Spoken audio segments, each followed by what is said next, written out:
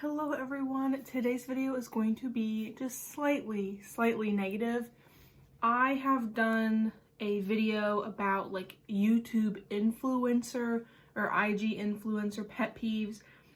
This idea has been in my phone here for quite a long time, and it is makeup pet peeves, makeup packaging, just things makeup has that kind of rubs me the wrong way. I don't enjoy it. I don't really know why certain brands do it.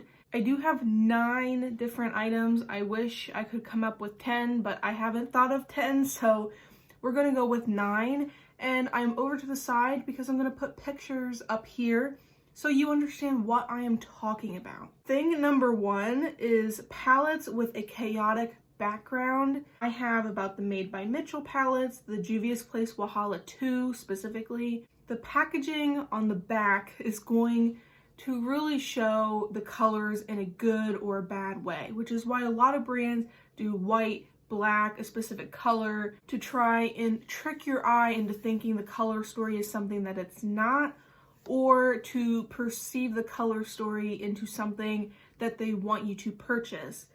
The color background is very important in the marketing of a palette.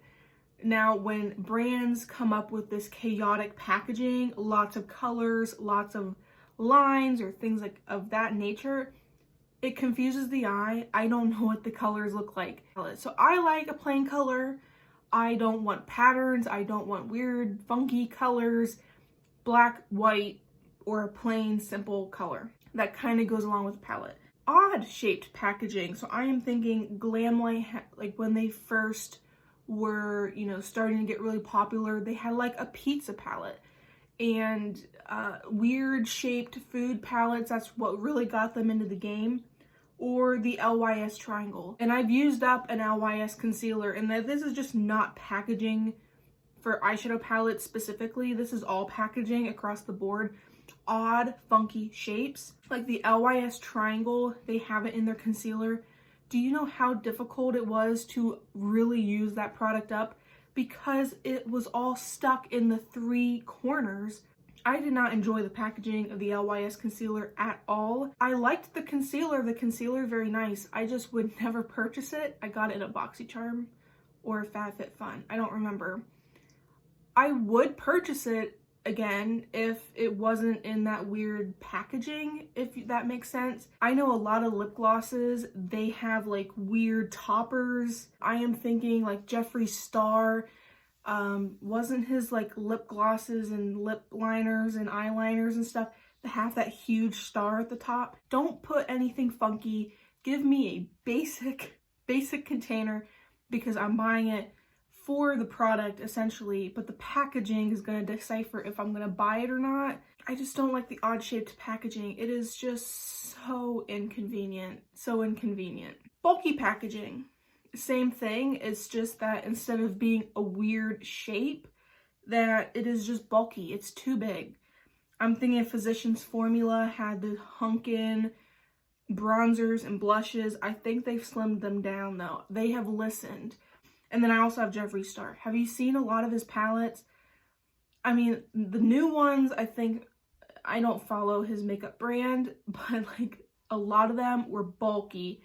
Like the coffin style packaging was big, it was bulky. I'm thinking of my Moira palettes. There is no need for them to be that bulky. You could cut that in half. I really don't have a whole lot of palettes. I'm looking at my palettes. I don't really have a whole lot of palettes with bulky packaging. I'm thinking of a lot of holiday releases and stuff. Remember when Tarte, now this goes with odd shaped and it goes with bulky, but remember years ago when Tarte came out with the holiday kit that looked like a pineapple? Thing was huge, and that also applies to this another pet peeve in here. But like, I feel like a lot, especially back then, a lot of the holiday releases had this ultra bulky, no need nonsense, and I'm not for it. I don't like it. And we just need to be more practical, makeup brands. Practicality is the key. Droppers and foundations and skincare. I have a dropper here. It's in my Catrice Tinted Serum. This one for now works, you know, it works just fine. Except in a lot of makeup and skincare, the formula either doesn't work very well with a dropper and it breaks. It eventually breaks, and I just don't like it. And I feel like it's not very, like, the whole point of the dropper is to have a good mechanism to get the product onto your face, especially with skincare. When I try and do the droplets on my face so I don't touch the dropper to my face, which will go back into the bottle, I make a mess. I've made a mess. I have ruined pairs of work pants because I do get dressed before I put my makeup on. I should probably just wear a big bib or an apron or something. But once I have tried to put the dropper on the back of my hand or something, and mid-dropper, you know, stuff fell out because the dropper wasn't working. I just did not like how it ruined my pair of pants. And droppers just, they always break. They're not very practical. Put a doe foot on there, do a squeezy tube. Squeezy tube's the best method. Or a pump. Some things do fine with a pump. I don't like droppers in any format. Skincare, makeup, all of it. Eyeshadow brushes inside of eyeshadow palettes. I have one here. This is one of the Naked palettes. ABH has them too. I could pull that freaking thing out too. It has the spot for the brush. Most of the time the brushes are usable, not great. And I don't have any of the Sigma palettes, but I heard the brushes in those palettes are good. But at the end of the day, how much of this is wasted space? You have a lot of wasted space in here when you add a brush. And that goes into the next thing, is palettes in the same range, but they are different sizes. So here's a Urban Decay Naked palette. The palette that I'm wearing today on my eyes is the Naked Reloaded. These are not the same color. They also have very different packaging. This one is very plastic, rigid. These edges are sharp. And this one, you know, kind of has some, I don't know, padding to it. It's very rounded. This one does not have a brush. It doesn't have the extra wasted packaging. And also, while we're here, I hit pan in that this morning. Did I want to use this specifically for this video concept and to hit pan on this? Maybe. In the same Naked lineup. And even though this is a limited edition palette, all the other Naked palettes look like this one. This made everyone angry on the internet. Granted, they were pissed that the original Urban Decay Naked was no longer, and this is the replacement. People got ticked off. I mean, I love the palette. This is a very nice palette. I really enjoy the palette.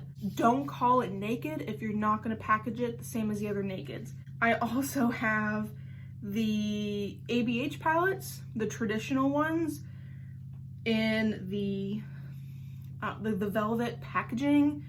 This was a couple years ago. Now they have switched to a different format of their palettes.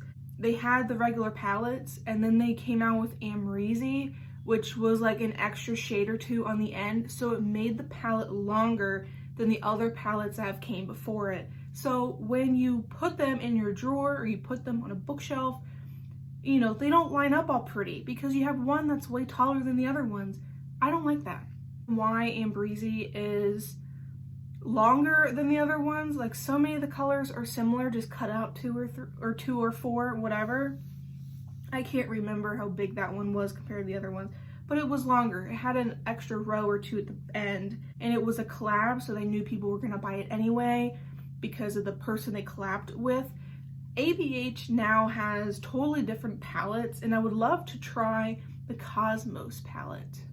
Really want to try that one, but that's neither here or there. Talking about ABH, combo palettes. When you have eyeshadow mixed with a face palette, so ABH Primrose. This was when they were starting to remove themselves from the old sort of packaging, and they were trying to migrate to a newer sort of packaging. Primrose, I don't think was the best option to do that with, because you had your eyeshadows, which were in the new format of their new palettes, but you added 2 blushes or blush bronzer or however you want to use them. A lot of people I think use them as eyeshadow, but you have eyeshadow and then you have cheek products. For me, as a project planner, as someone who counts their makeup products, put them in a makeup inventory, what do you include that for? Or what else do I have in here? The Natasha Denona Glam Face and Eye Palettes. She has a couple different versions of them. They have a blush and a highlight usually, and then like 5 eyeshadows. Nice for travel if that's the kind of gig you go after. But do you put it in with your eyeshadow palettes? Do you put it in with your face palettes? If you put it in with your face palettes, and you probably won't use it for your eyeshadows because you're not thinking about it, you put it in with your eyeshadow palettes, you're not going to use the blushes because you're not going to think about it. So that's where I'm a little indifferent about with people with some of my larger collections like you and me. If you're watching, I'm sure you have a larger collection. Where do you store it? Do you store it with your face palettes? Do you store it with your eye palettes? What do you do with it? People are doing yard work outside. I ain't apologizing. It's like the first semi-nice day and I'm not complaining about it. And I don't enjoy them. They're not practical for me. I don't think I own a single face and eye palette. Palettes that open like a book, and it's so impractical. I have the Nomad Verona, which is that life, like love and death palette. It was huge. You opened it up like a book. I think one of the Kat Von D holiday limited edition palettes, what was it? It looked like a cathedral window. That one opened like a book. Even worse, when you have mirrors on the flaps, how do you use that? Because you're gonna be this far from the mirror. I just don't get it. I just don't get it. I don't get why they do that. I also have the Beauty Bay Nikki Tutorials collection. Opens like a book. It looks like a, a light and a dark side. And I think Give Me Glow did a palette like that, and then they got a lot of flack for it. So then when they rebranded and redid some things, they made it in one palette. I think they had a bunch of like mauvey cranberry tones in it. I feel like a lot of like life and death, light and dark, have that sort of packaging. And I think it's impractical. I don't really enjoy a palette like that. And to me, it just takes up more space on my countertop or on my desk. I'm pretty limited on desk space as it is. I have a lot of shit on my desk. I don't need a palette taking up more space than it needs to. You need one flap. Done. Oh, what Urban Decay palette was that? That we can go back to the combo palettes, where one side was eyeshadows, the other side was blushes. Then you had the magnetic mirror thing that came off. Ooh, we can talk about, this is a 10th one I just thought of. Palettes that just come apart. What palette was that with Kaleidos? It was the one with all the brightly colored ones and the top completely came off from the bottom and they magnetized together. I also don't like that one. That can be our 10th one. Like, let's say drugstore packaging breaks, your top and your bottom are completely separate. People bitch and complain about that all the time. And then you're just paying a brand to just add a magnet so they click together for you to split them apart. I don't like that packaging. But I'm telling you what, that Urban Decay Face Eye palette with the removable mirror, horrible. Horrible, horrible, horrible. Why they ever came up with that. And then when I would watch like eyeshadow palette collection videos, people struggled to put it back together properly. The last and final thing that kind of ticks me off about packaging, I don't like it about packaging, is lip glosses and concealers with very, very, very, very tiny doe foots. This is a gloss in my collection that does this, and it has a very, very small doe foot on this. And it doesn't carry enough product, and it does not deliver the product, enough product to my lips. And then you're going in you know, putting it in, taking it out, do it again. And then you gotta do it multiple times. And it's even worse when you're getting towards the end of a product and then you gotta dip back into it like 20 million times. I really enjoy, and maybe this is like an old-fashioned thing, because doe foots did not used to be as big as they are now. Now they have, what does Emily Noel call it? Buck foots? Oh, she's so cute when she comes up with little things. But what does she call them? Buck foots? Because doe foot is the normal one. A buck foot is usually bigger. Anyway, one of the buck foot ones where they're much bigger, I would prefer a bigger one over one that's so teeny tiny you can't do anything with it. Those are 10 things. I can't believe I came up with that one on the spot.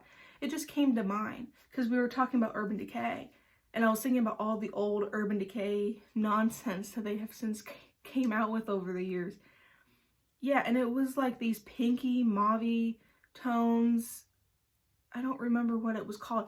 I will definitely find a picture and I will put it up here. This was a fun video, not only to rant and rave about packaging that I don't like, but to kind of remember old packaging, remember old products that used to be out that are no longer out. I really like to read and to watch about really old makeup products that aren't around anymore, and I just think it's very interesting. I follow this Instagram that shows like old magazine articles with makeup and stuff from like the 90s and the very early 2000s. Like makeup was very different back then, and it's so interesting to see that now, because now makeup is this whole big phenomenon. It's just so odd that makeup has changed so much in such a short amount of time. And I feel like brands now take into account some of these pet peeves that people have. Like I said, like that Give Me Glow palette, they have listened, they have changed it. And I think Nomad is changing or discontinuing their Verona palette. I think that's what it's called. I hope you guys enjoyed today's video. If you guys have any icks, pet peeves, things that annoy you about packaging that I did not mention, or you can think of other products that fall into these categories, leave them down below. We can chat about all the things down below. I'm sure I'm not the only one with these. This was a fun and lighthearted video, and I hope you guys see it that way. Do all the YouTube things, subscribe if you enjoyed this video, and I shall see you guys next time.